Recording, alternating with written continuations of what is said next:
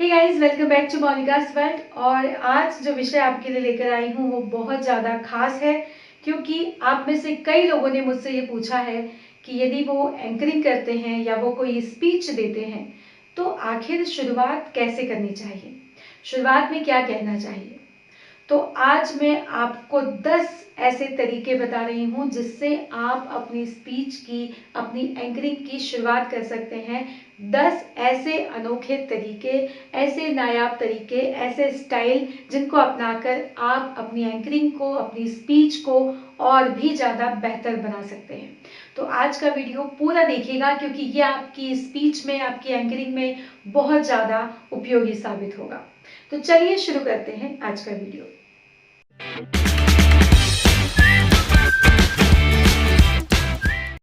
कवि है वही जो आत्मा का ज्ञान जगा दे, देखे जहां अंधेरा वहीं आग लगा दे। जो तम का समर्थक है उसे रवि न कहूंगी, जिसकी कलम बिकी है उसे कवि न कहूंगी। ये एक ऐसा तरीका है जिसका इस्तेमाल करके आप अपनी एंकरिंग की, अपनी स्पीच की शुरुआत कर सकते हैं। जैसे मैंने 4 लाइनें कही, आप इस तरह का कोई भी शेर कह के अपनी बात को रख सकते हैं, अपनी स्पीच की शुरुआत कर सकते हैं। इस तरीके से जब आप अपनी स्पीच की शुरुआत करते हैं या एंकरिंग की शुरुआत करते हैं तो आपकी जो एंकरिंग है, जो स्पीच है, वो बहुत ज़्यादा खूबसूरत लगती है। लोगों का ध्यान आप अपनी ओर खींचते हैं, क्योंकि आप कुछ अलग हटकर कहते हैं, आप कोई शेर कहते हैं, कुछ लाइनें कहते हैं, और ये तरीका हमेशा से ही सबको बहुत ज़्यादा पसंद आता है। तो इस तरीके से आप शुरुआत कर सकते हैं। जिनको पावन समझती रही मैं सदा, वो अपावन मिले राम के देश में। ये एक दूसरा तरीका है अपनी स्पीच को, अपनी एंकरिंग को शुरुआत करने के लिए। आप किसी गीत को गाकर या किसी पंक्तियों को गुनगुनाकर अपनी स्पीच की शुरुआत कर सकते हैं, अपनी एंकरिंग की शुरुआत कर सकते हैं। यदि आपको लगता है कि आप ठीक ठाक गा लेते हैं और आपकी आवाज़ बहुत ज़्यादा क्रैक नहीं होती, तो ये भी एक तरीका है जिससे आप अपनी स्पीच की शुरुआत कर सकते हैं। अपनी स्पीच की शुरुआत करने के लिए जो तीसरा तरीका है वो है बहुत सारे पर्यायवाची शब्दों का इस्तेमाल करना।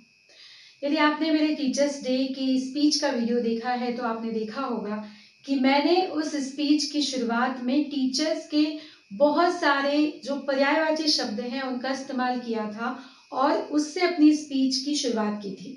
मैंने कहा था टीचर, गुरु, शिक्षक, अध्यापक, आचार्य, उस्ताद, मनीषी, मुदर्रिस, टीचर, एडुकेटर। तो इस तरह के बहुत सारे पर्यायवाची शब्दों का मैंने एक साथ इस्तेमाल किया था और अपनी जो स्पीच है उसकी शुरुआत की थी। जब आप इस तरह का कुछ करते हैं तो आप जो दर्शक हैं, जो आपकी ऑडियंस है, उनका ध्यान अपनी ओर खींचते हैं, और ये भी एक अच्छा तरीका है अपनी स्पीच की शुरुआत करने का। दोस्तों, क्या आपने कभी सोचा है कि जो पत्तियां हैं उनका रंग हरा ही क्यों होता है? क्या आपने कभी सोचा है कि जो आकाश है उसका रंग नीला क्यों होता है? क्या आपने कभी ये जानने की कोशिश की है कि जो फूल हैं उनमें खुशबू कहाँ से आती है और क्यों आती है? दोस्तों, मैं आपका कोई टेस्ट नहीं ले रही हूँ, बल्कि मैं आपको जो तरीका है आपकी स्पीच की शुरुआत करने का वो बताने वाली हूँ। आपका जो 5वां तरीका है वो है सवाल करने का। जब आप स्टेज पर जाते हैं और जाते ही अपने दर्शकों से सवाल करने लगते हैं तो उनका जो ध्यान है अपनी ओर आप आकर्षित कर लेते हैं और वो आपकी बात को ध्यान से सुनने लगते हैं। तो ये जो तरीका है सवाल करने का, ये हमेशा से ही सफल होता है। तो इसका भी उपयोग आपको अपनी स्पीच के दौरान, अपनी एंकरिंग के दौरान शुरुआत के लिए करना चाहिए। दोस्तों, एक बार एक बेटा और उसके पिता ट्रेन से सफर कर रहे थे। बेटे की उम्र लगभग 24 साल की होगी। वो खिड़की की तरफ बैठने की जिद करने लगा तो उसके पिता ने उसे खिड़की की तरफ बैठा दिया। जैसे ही ट्रेन चलना शुरू हुई तो जो बेटा था वो अपने पिता को बार बार ये कहता, देखिए पिताजी, नदी दिखाई दे रही है, कितनी सुंदर नदी है। देखिए पिताजी, वो बादल दिखाई दे रहे हैं।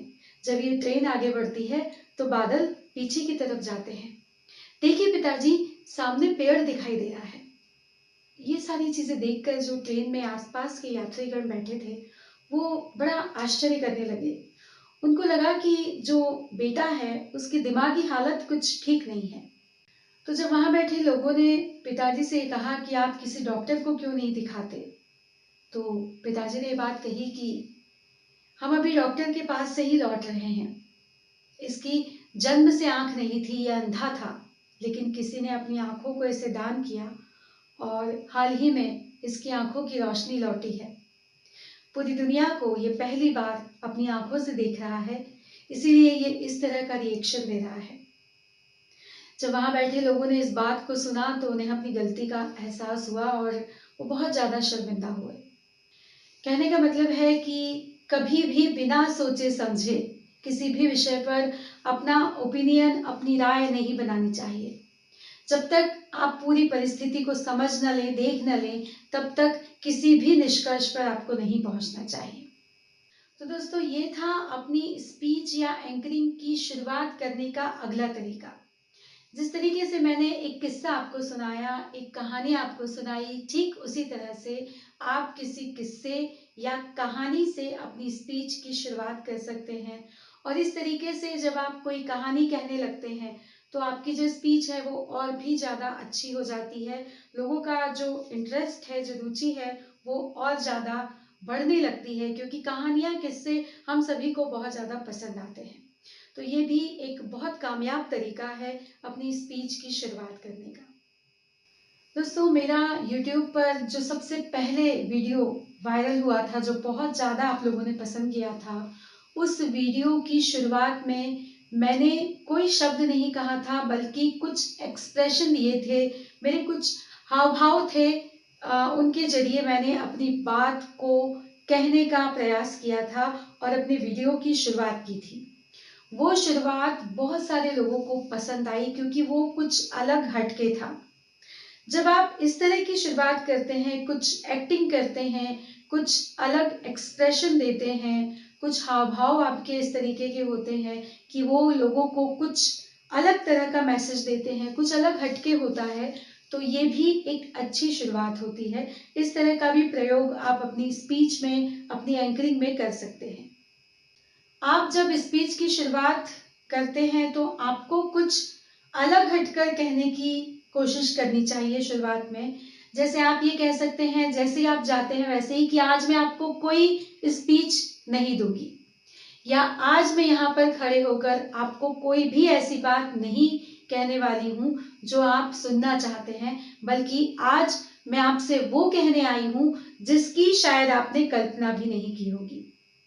जब आप कुछ इस तरीके की बात कहते हैं जो लोगों ने बिल्कुल सोची भी नहीं है, तो भी आपकी जो शुरुआत है वो बहुत ज्यादा अच्छी होती है। तो इस तरीके की विपरीत बात या कुछ अलग हटकर जब आप शुरुआत करते हैं तो वो भी बहुत ज्यादा सफल होती है। चाणक्य कहते हैं कि यदि आप प्रयास करने के बाद भी असफल हो जाते हैं तो आप उस व्यक्ति से लाख गुना बेहतर होते हैं जो बिना प्रयास किए ही सफल हो जाता है। दोस्तों, आप अपनी एंकरिंग की शुरुआत, अपनी स्पीच की शुरुआत इस तरीके से किसी महान व्यक्तित्व की कोई कोट, कोई कोटेशन से भी कर सकते हैं। जब आप इस तरह की कोई कोटेशन बोलते हैं, किसी व्यक्तित्व का नाम लेते हैं, तो भी आपकी जो स्पीच है, आपकी जो एंकरिंग है, उसकी शुरुआत बहुत अच्छे तरीके से होती है।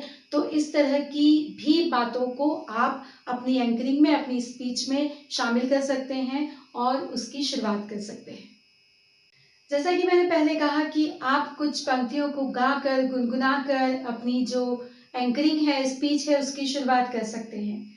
इसके अलावा खास तौर पर यदि आप एंकरिंग के लिए कुछ अनोखे तरीके से शुरुआत करना चाहते हैं तो आप डांस भी कर सकते हैं। यदि आप बहुत अच्छा डांस करना जानते हैं तो आप बीच में, और जो ऑडियंस बैठी है उनके बीच में से डांस करते हुए स्टेज पर आए, या फिर आप पर्दे के पीछे से कुछ बोले और अचानक म्यूजिक के साथ आप डांस करते हुए अपनी जब एंट्री लेते हैं, तो इस तरह की भी शुरुआत बहुत ज्यादा अच्छी होती है।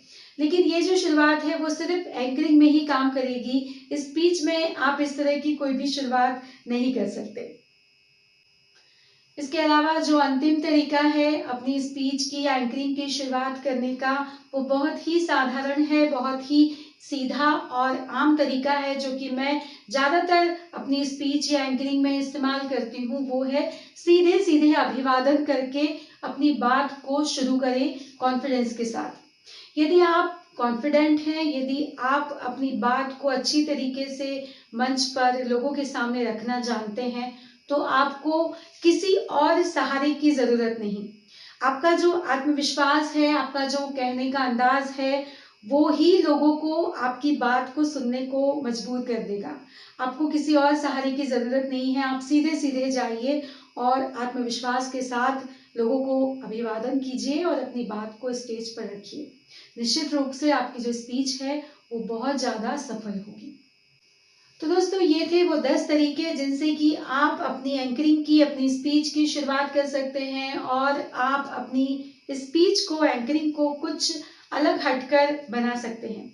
इसके अलावा भी बहुत सी ऐसी बातें हैं जो आप अपनी क्रिएटिविटी, अपनी रचनात्मकता के साथ कुछ नया अपनी स्पीच के साथ, अपनी एंकरिंग के साथ कर सकते हैं।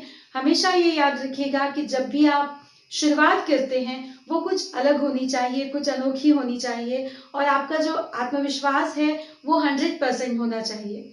जब आप सही तरीके से अपनी बात को कहते हैं, आत्मविश्वास के साथ कहते हैं, तो वो हमेशा ही लोगों को पसंद आता है। यदि आज आप मेरे चैनल पर पहली बार आए हैं तो प्लीज मेरे चैनल को सब्सक्राइब कर दीजिएगा, साथ ही बेल आइकन को भी प्रेस कर दीजिएगा ताकि आपको मेरे आने वाले वीडियो के बारे में जानकारी मिल सके। दोस्तों, यदि आपके कोई सुझाव हैं तो आप मुझे मेल कर सकते हैं, कमेंट बॉक्स में बता सकते हैं। मेरा जो मेल आईडी है वो मैंने नीचे डिस्क्रिप्शन बॉक्स में दिया है। आप चाहें तो मुझे इंस्टाग्राम पर फॉलो कर सकते हैं, फेसबुक का एक पेज बनाया है मैंने, आप चाहें तो उस पर भी फॉलो कर सकते हैं। दोनों का ही लिंक मैंने नीचे डिस्क्रिप्शन बॉक्स में दिया है। दोस्तों, बहुत जल्द ही मैं ऑनलाइन पब्लिक स्पीकिंग की एक वर्कशॉप लेकर आ रही हूँ जिसमें कि आपको बहुत कुछ पब्लिक स्पीकिंग से जुड़े सवालों के जवाब भी मिलेंगे और काफ़ी कुछ सीखने को भी मिलेगा। तो आपसे रिक्वेस्ट है कि मेरे चैनल से जुड़े रहिए क्योंकि उसकी पूरी जानकारी आपको मेरे चैनल पर ही मिलेगी। तो दोस्तों, आज का वीडियो बस यहीं तक। अगले किसी नए वीडियो में, अगले किसी नए विषय के साथ आपसे बहुत जल्द फिर मुलाकात होगी। तब तक आप अपना और अपनों का ख्याल रखिए। धन्यवाद दोस्तों। जय हिंद, जय भारत।